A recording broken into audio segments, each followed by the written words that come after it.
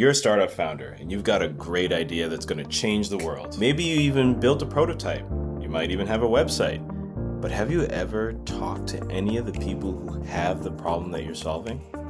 If you haven't, you're committing a very fatal founder flaw. See, as founders, we're super creative and we always think we have a billion-dollar idea that's going to change the world. But if you don't validate the problem before building, then you're going to fail. So in this video, I'm going to give you several ways on how you can validate ideas effectively before building, wasting a ton of time, money, and effort so that you don't fail and become another statistic. The first thing that I would say is to make sure you actually get out and talk to customers. Now, this could be done a number of ways. You can speak to them in person and have an in-person interview. You can have an interview online, on Zoom or Google Meet or whatever. You can also do in-person observations where you see the customers having the problem that you're trying to solve. These are all extremely effective ways of validating.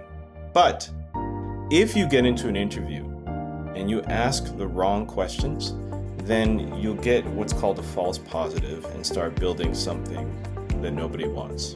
If you go into each interview with a bias towards the solution you have in mind, then there's no point of having the interview. Instead, what's best is to have a design thinking approach. What is design thinking? It's a way of getting to the root cause of the customer's problems. It's a framework for empathizing and prototyping and designing and rapidly iterating on solutions. If you don't know about design thinking, I highly recommend taking a course on it, watching some YouTube videos, or reading some articles about it. It has completely changed how I approach building products for customers. The other resource I recommend before you go and talk to customers is to read the MOM test. It is a short book, really easy to read. It tells you how to ask the right questions and leave your product and solution out of it. If you do these things, you're going to be so much far ahead of all the other founders who are not talking to their customers.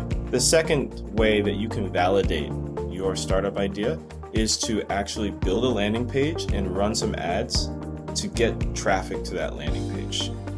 Now, on your landing page, it could be a simple sign up for a wait list, or even more effective than that is to have a way for the customers to actually prepay for the product or put a deposit down.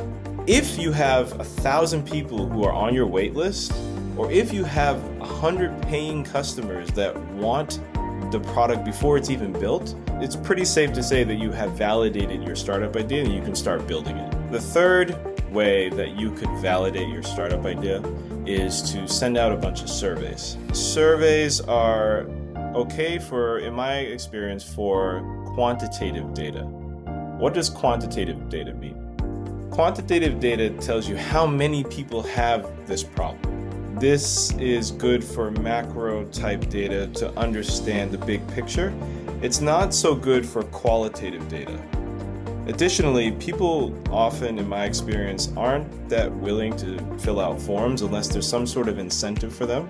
So you might have some luck with this, but to be honest, if the questions are not well formed or if the survey is too long, people will get disinterested and move on.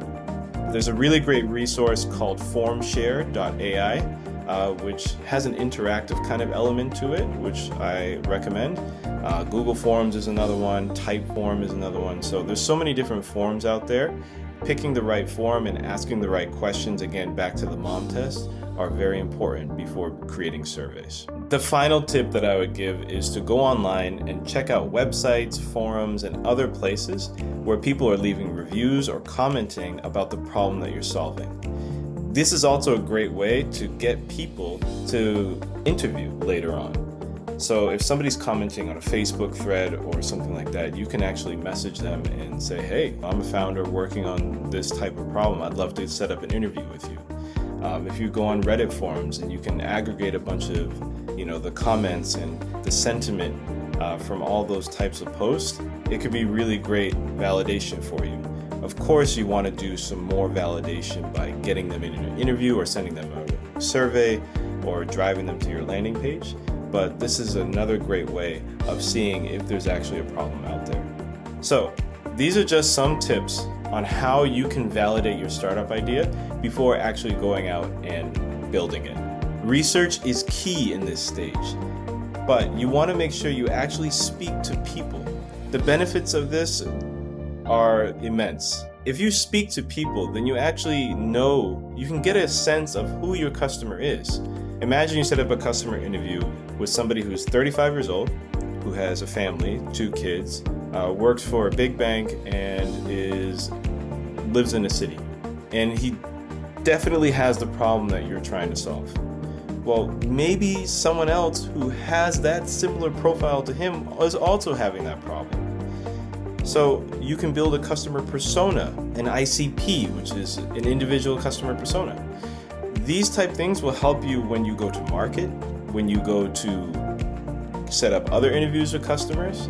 These are all great things to have in your back pocket. But if you just sit behind your laptop and you don't do any of these things, then you're not going to be building something that people want, and it's going to take you lots more trial and error. So I hope these tips help you build an amazing billion-dollar product in the future. And for more tips, subscribe to the Omni English YouTube channel so that you don't make the same mistakes that I did.